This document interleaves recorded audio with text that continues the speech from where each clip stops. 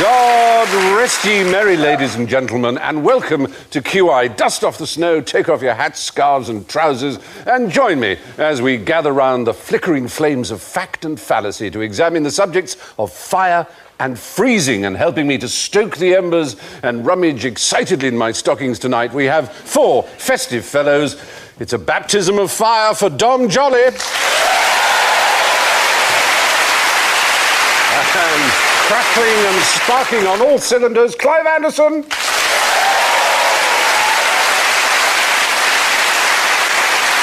Come home to a real fire. Buy a cottage in Wales in the company of Rob Brydon. And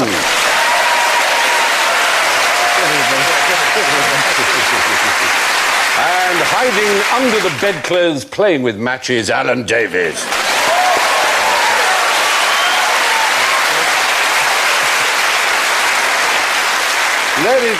Let it snow, and let us know what you know. But before the party games begin, gentlemen, I have to ask you to jingle your bells. Dom goes...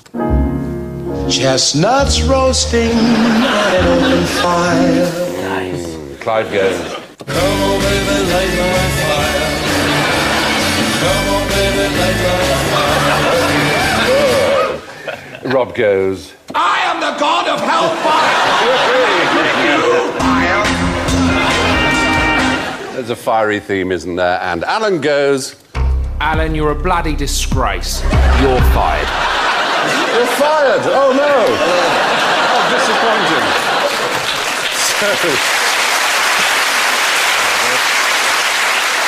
Now, here's one way to use fire. Indian smoke signals. Can you tell me what they're saying here? But they did actually, it's not going to turn out to be some myth that they never did smoke signals. No, indeed, you might have I expected it, but in fact it's quite genuine. It's considered probably the first language of North America was smoke signals. So what makes that different? I don't see the subtleties of it from just a bit of smoke. All you need to have is a bit of smoke and then not smoke. Do you see what I mean? If you left it alone, you'd get a column of smoke. But what they do is do puffs of smoke by having animal skins, not blankets, oddly enough. I know one used to think it was blankets, I think. Yeah. But animal skins that you take away. And they can create immensely complicated, even V-shapes and things like that, using the blankets. Is this the same thing they do at the Vatican with the Pope? Or is it just not? Is that a more simple language? Very simple, that isn't it? It's just white smoke. It's either white or black. Right. Yes. They used to add wet straw to make it black if they couldn't find a. Black is what for an African Pope? It's for not being able to. They have to tell the populace assembled in St. Peter's Square whether or not they've come to a decision. Since they banned smoking in the Vatican, quite a lot of people hang out the window for a fag, and it causes all sorts of trouble. Can you imagine Catholic priests hanging out for a fag? It seems so unlikely.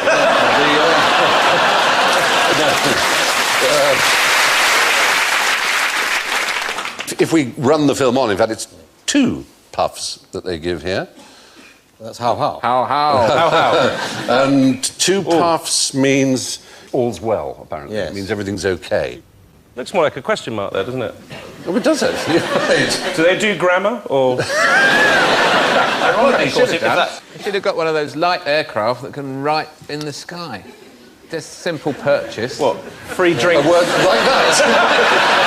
You see that? They're ahead of you. They got good, didn't they? They did. See, with the one before, I don't know if we can go back to it, but the one before, yes, we can. With that one there, which you say means all's well. But of course, I mean, that could so easily be the aftermath of this Indian's home going up in flames. And they'd look over the hill and they go, do you think that's our place? No, it says all's well. It's fine.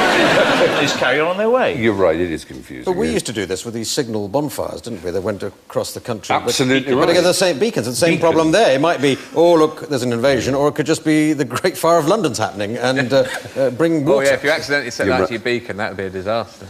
Yeah. Was that before or after email? It's close. Yeah. They were spamming, though. You'd get endless streams. Do you want a bigger cock? What about men?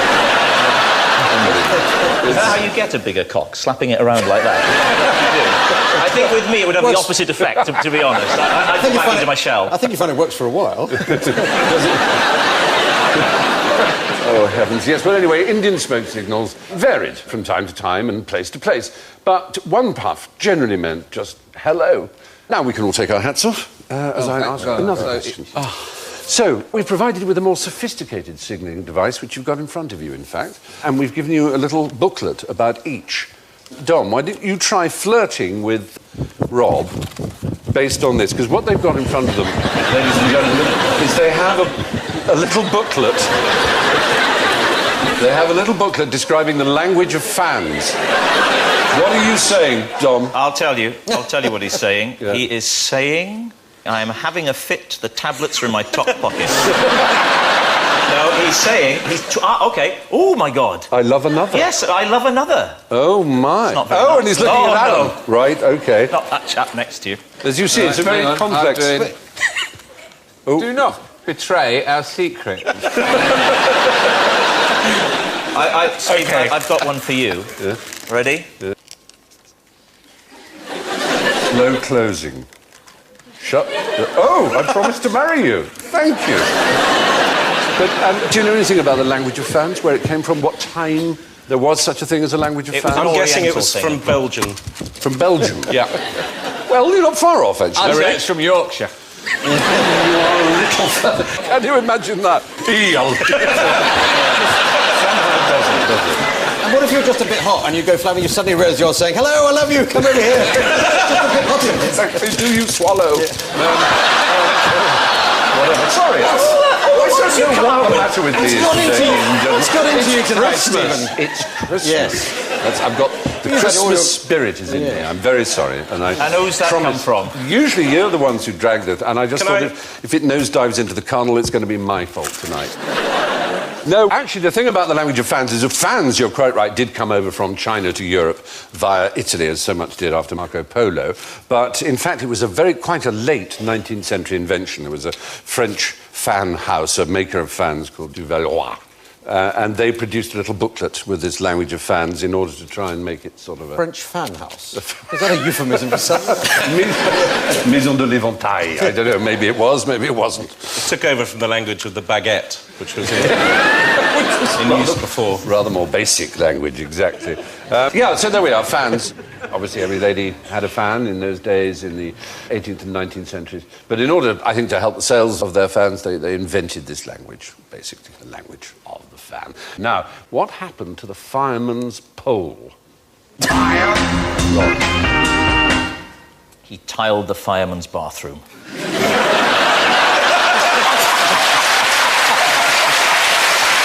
Very good. Very good. I mean, how much time does it save to go down a pole? I mean, they've got to drive half the mile across the town anyway to get there. So that's half true. A second off the... Just walk down the stairs. Why don't they have a slide, like in the park? Oh, that would be fun. They could have a swirly slide or even a water slide. It'd be a good way of getting young firemen in, wouldn't it? Yeah. Getting them trained. It was probably a health and safety thing, I would imagine. Oh, God. Was it really?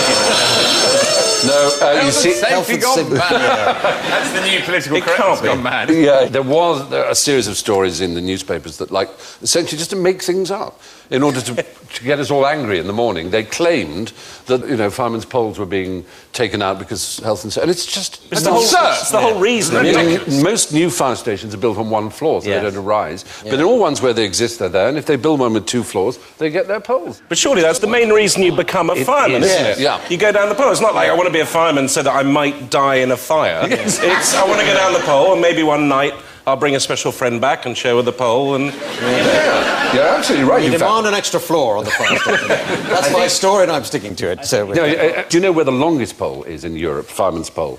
And how long would you think it might be? What's the maximum length? 48 feet, I would guess. 64 no, feet. 40 foot, actually. There's a 40-footer in Birmingham, and it's the biggest in Europe. That's the limit, is it? There may be a bigger one in America, terrifying. I believe. That's really quite high. It is quite high, 40 foot, yeah. When you're really going to take the skin off your hands by the time you get off. So you picture that squeaky noise, and it makes your teeth go on edge, doesn't They it? talc up like the weightlifters. They should do, shouldn't they?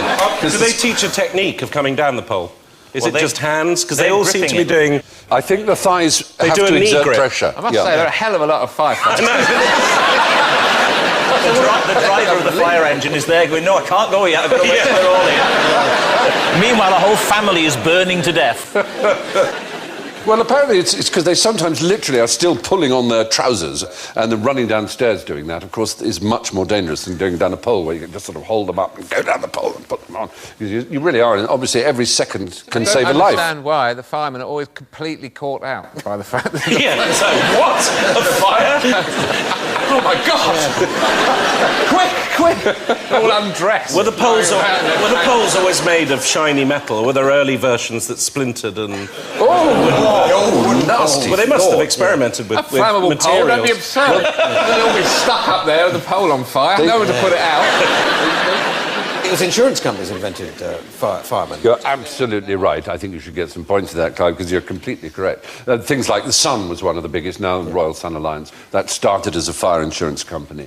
And what would happen was you'd pay the insurance to the company and they would send you a brass plaque which you would set into the wall of your house. So if there was a fire, what tended to happen was lots of different brigades came from different insurance companies and they read the plaque. And if you hadn't paid, they wouldn't put your fire out unless you happened to be next to someone else who had. Because, you know, if you got a fire, the chances are the fire would spread to them. I think that's one of the worst things I can imagine is your house is on fire and they turn up and won't put it out. I know. Can you imagine that? That would make me annoyed. Would they stay and kind of roast marshmallows, or would they just drive straight off? They'd stay there with the hose going, Or sort of saying... They just stand there with water pouring out their Sort of saying, since we're here, if you paid for the next time, we might as well collect now. Think again with your premium. It's not the fire that kills people. I don't know if you're aware of this. Fire doesn't kill people? No. Well, it does, Clive, of course. You're not going to tie me up in legalese here. I'm not going to get all heated up, which is what you want to happen. I'm not going to stay very calm. Yes. He didn't say fire doesn't kill people. He said it's not the fire that kills people. Your Lordship, your Lordship is absolutely right. But I was just exploring the notion that fire was in some way not deadly. It's not the fire that kills the people. Generally it's a byproduct of the fire. And I wonder if any of you know what that byproduct is. Might it be the smoke? Is it flame? Is it the slinky? It's not the slinky, Stephen, but it's a good try. Yeah.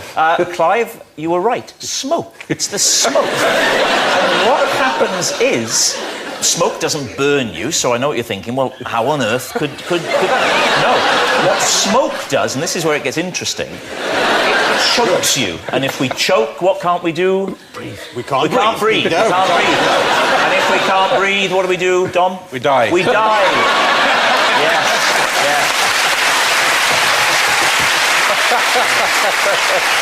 There's a thing called a flashpoint in which... Now, I don't know where I learnt this. Well, it might have been in a film, or it might have been from a really terrifying fire safety talk that we were given at primary school. which the one thing I really remember about that is when you strike a match, strike it away from you. Yes. Because otherwise the head will come off and set light to you, particularly if you're a granny.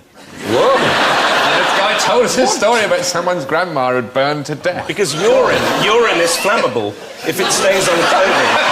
No, this is true. This is true. There's something in urine, if it stays on your clothes long enough, becomes flammable. So grandmothers who are not well maintained, it's true. Particularly vulnerable to particularly vulnerable to an arsonist who's looking for... That's a measure of how mean people are. They won't even pee on you if you're That's an Australian phrase, isn't it? Yes. I wouldn't piss up his arse if his kidneys were on fire. Exactly. Well, wonderful. Thank you for all that information about fire and smoke and goodness knows what else. Now, what's the worst thing you can do if you're a fire eater? Well, there are vegetarian restaurants, aren't there, where you can't get meat.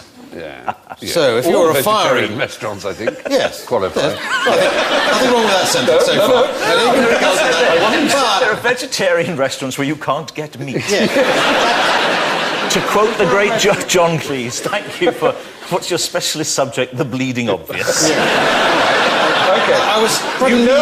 You've heard about these, apparently these vegetarian restaurants... I was establishing what I thought was an uncontroversial point, that in vegetarian restaurants you can't eat meat because they don't serve it. No, they don't. You can't I eat believe that's right. So, there may be restaurants that don't serve fire. So, if you were a fire eater, there'd be no point in going to these restaurants and ordering fire. This was a simple point I was trying to make, but I was interrupted rather on the way. I'll have a nice plate of fire, please. Yes. And that wouldn't I would have work. thought at a Christmas event, if a fire eater was thinking, I haven't shown my family this skill, and there was a urine-soaked granny who'd been brought out of the home just for a day for Christmas, that would probably not be the time to say, so what are you up to now? Bruno. Well, basically, I mean, I don't know if you know much about fire eating. There isn't really much to know. What you see is what they do. It really is as bad as it looks. I mean, they mostly have mouths filled with blisters and ulcers. It's a very unpleasant thing to do. Do you eat the fire? They hurt themselves. Basically, what you shouldn't do is breathe in. They have this condition, it's fire eater's lung, which is obviously, as you can imagine, an absolutely horrific condition. And It's like farmer's lung, and there's no subsidy. Exactly. Because basically it's fire spitting. Rather than fire Yeah, and that's, no matter how careful they are, they ingest the lighter fluid, which is toxic. Or if you had plastic false teeth, or wooden false teeth, which I think we've discussed in this programme. Yes, that would be a disaster, because they would catch fire. They would catch fire, that would be awful. Yeah, and the smoking. smoke would then... Smoke, yeah. which would smoke. Apparently would kill you. It wouldn't be the fire, you see. Well, anyway, perhaps the most important piece of advice to the fire eater is do not inhale. Now, it's time to retire from the fire and brave the cold. Now, what are the advantages and disadvantages of a mile-long aircraft carrier made from ice and sawdust? Radar. I put it to you that... Move on. That's a brilliant Well, I point. was wondering, I was wondering if they're undetectable by radar. It's a nice thought. I don't think that's true. At the size they were planned, and this was a genuine plan in Britain by a man called Pike, after whom the substance is named. It's a mix, I know. Yeah. Don't tell him your name, Pike. I know. It's his name is Pike with a Y. And the substance is known as picrete. It's stronger than steel. I'm not kidding you. It's just Till ice. the temperature goes up. Well, no, but that's the other thing, is it doesn't melt.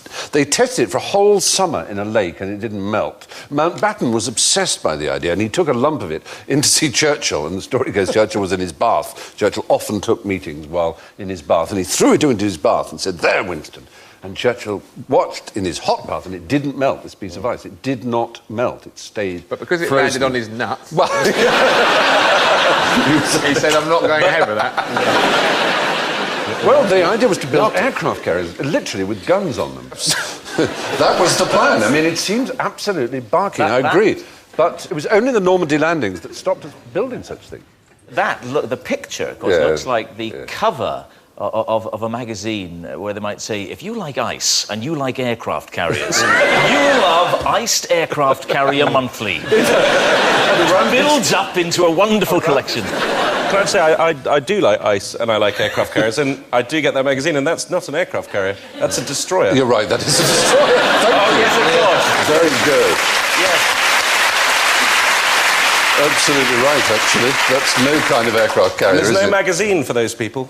And I'll tell you something else. It's not the aircraft carrier that will kill you. It's the destroyer. Yeah.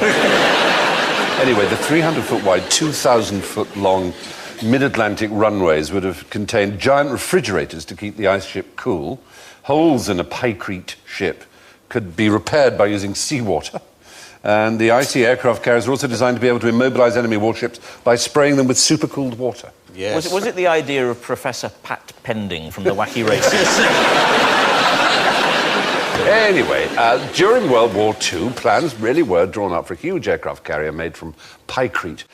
Now, as we're in the Christmas spirit, let's have a little sing-song. What's everybody's favourite bit in that traditional song, the 12 Days of Christmas? Which is your favourite bit? Lord's leaping.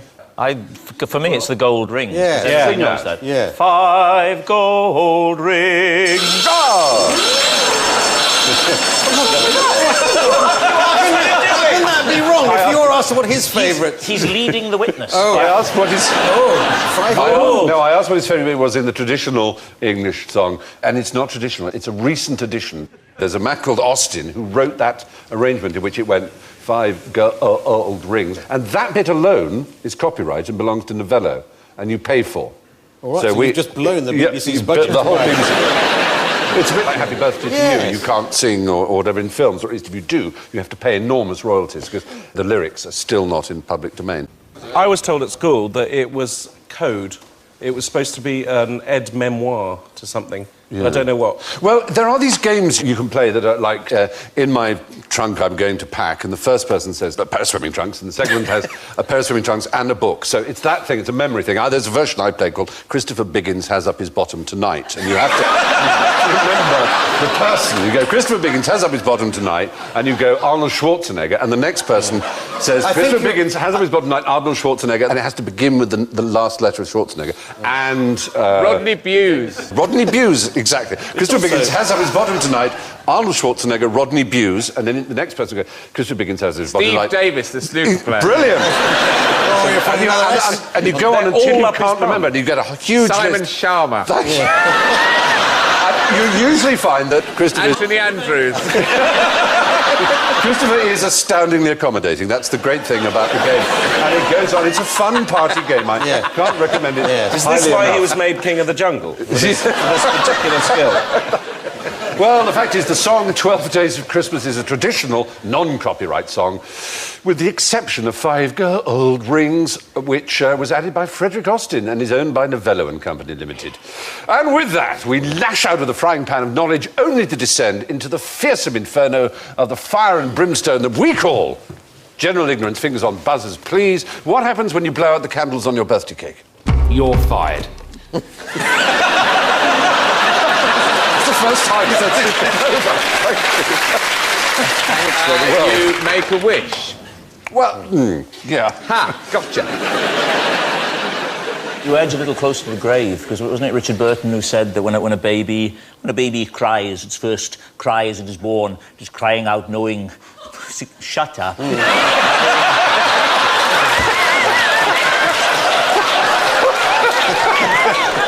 You wouldn't know a good impression if it sat on your face. So the baby, when he cries upon birth, is crying full in the knowledge. I can't remember the rest of it, but something like Anyway, yes, no, obviously people make wishes and things like that, but why does the flame extinguish when you blow it out? You blow the flame off the wick and it's then disconnected and harmless in the air. It goes out. It's like an Indian smoke signal. Yeah, there are 3 things that keep it alight. Right? One, oxygen heat, is one. Oxygen, heat. Heat is the other. Wick. And the fuel that needs to go. So you simply remove it from the heat. But if you had a wick made of something that burnt at a very low temperature, then no matter how much you blew it out, it wouldn't go out, which explains those silly trick candles. But how come if you use bellows on a fire, that's to encourage the flame, isn't it? blowing into a fire is lovely because you get it, up it comes.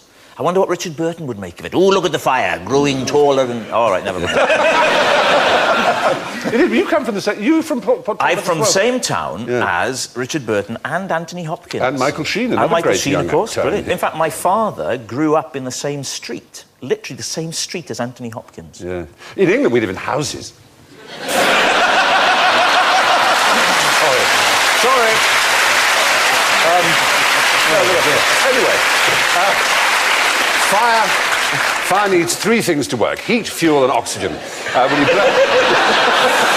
Oh dear. Oh, has the fire gone out between us, darling? Has it? Oh no. Oh, oh you want to? What does this mean? Involves Christopher Biggins, doesn't it?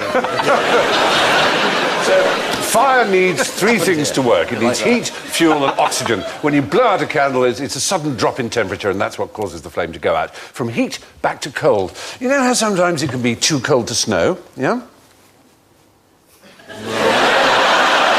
Is that a question? Yeah. You know how it can be too cold to snow? Yes, because you need some moisture for Thank you. Well, thank you for... You really hate me, don't No, you? not you. No, the fact is it can't be too cold. It's a thing people say, it's too cold That's really to horrible snow. of you. You led me into it. Hang on, he tried to get us first. Yes. He didn't move. I've been on this programme a few times, and I know whatever you say at this point, it's always, that's going to happen. Anything you think you know... Normally you're told to talk on these programmes with this, you just have to sit like this. You said it. You said it too slow. And my little head, I went, God, I wouldn't have thought so, but yes, I suppose.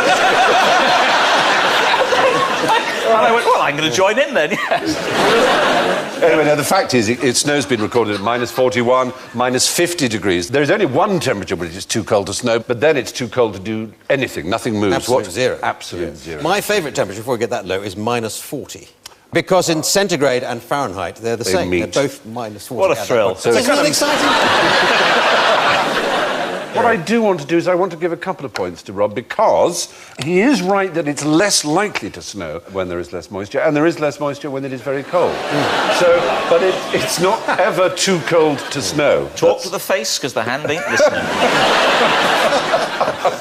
Oh dear. Anyway, nowhere on Earth can ever be too cold for snow. For instance, regularly snows at the poles where it's colder than anywhere else on Earth. So now we come to the great moment of truth, when our panellists are rewarded for having been good or possibly not having been good this QI Christmas. And what do we see before us? Well, Santa's favourite little helper this year, on 8 points, is Clive Anderson. Oh.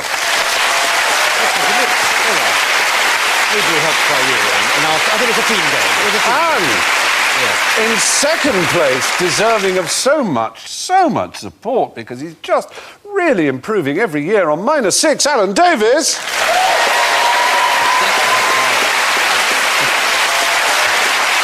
And third, despite falling into a few honey traps, on -8, Rob Brydon.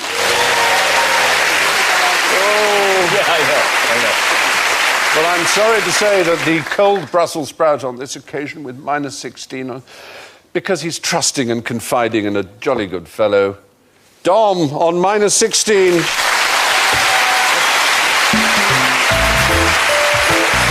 So,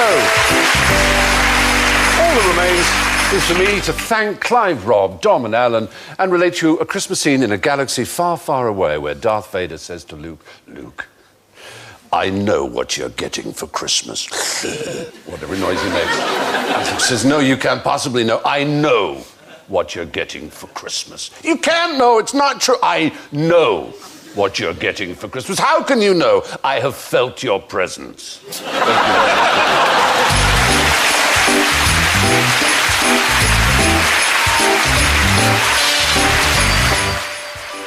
QI returns to BBC One with a new series starting Friday, the 9th of January. They look like the perfect couple, but Gavin and Stacey are leading separate lives. Ahead of their Christmas Eve special, the first of 2 episodes tonight of the award-winning comedy is next on BBC One.